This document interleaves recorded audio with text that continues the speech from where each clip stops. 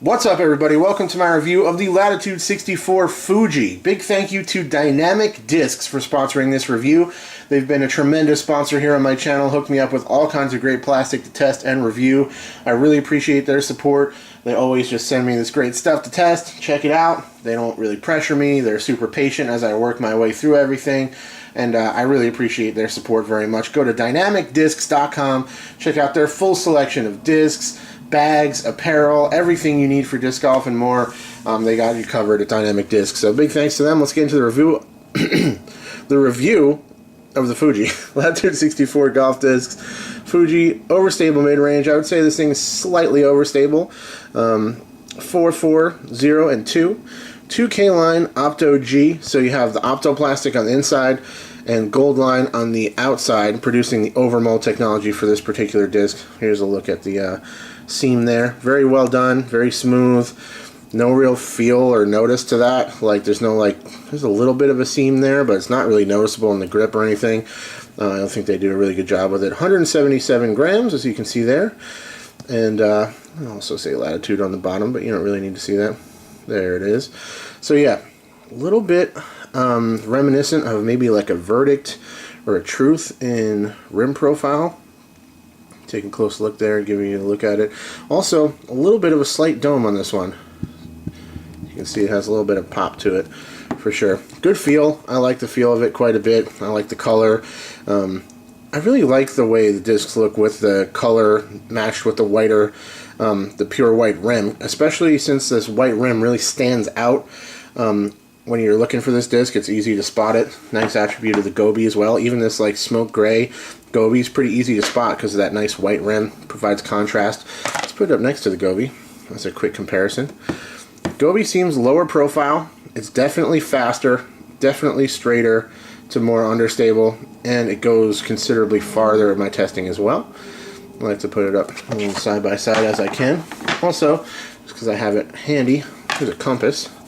Out of curiosity, another Latitude mid-range there. You can see compass is quite unique in its profile. It's got this little rounded edge there, smooth slope there. The Fuji, yeah, kind of reminds me of more like a Truth Verdict type shape to it, but it's been a little while since I've handled those.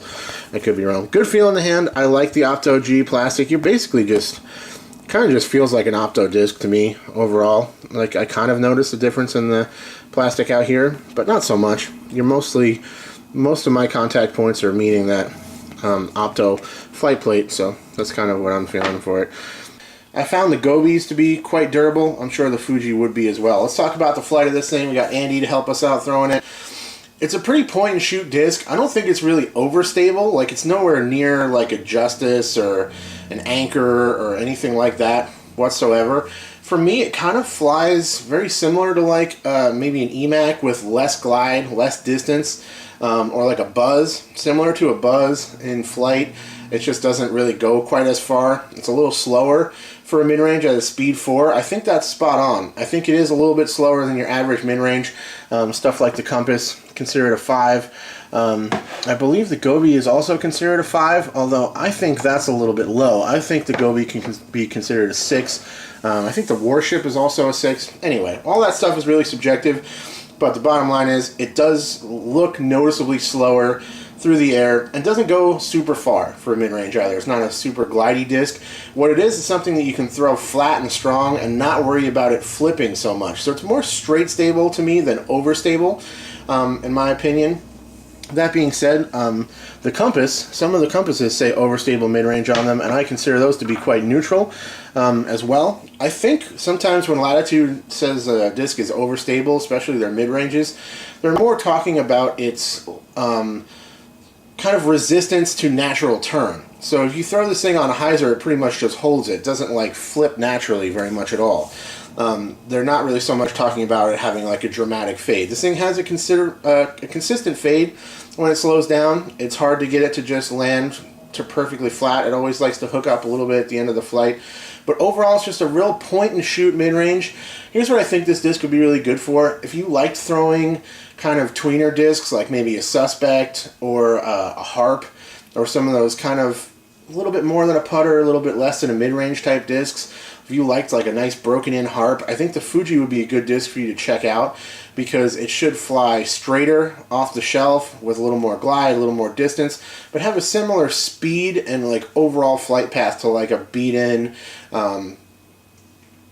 medium harp or something along those lines. That's just a guess. I haven't thrown a harp in a while, but that's something that that I think that could be a viable use for this disc. Overall, solid point-and-shoot mid-range disc from Latitude 64. I love the feel. Thanks so much for watching. Thanks to all you guys for your continued support. Huge thank you once again to Dynamic Discs. I will talk to you all very soon. Cheers.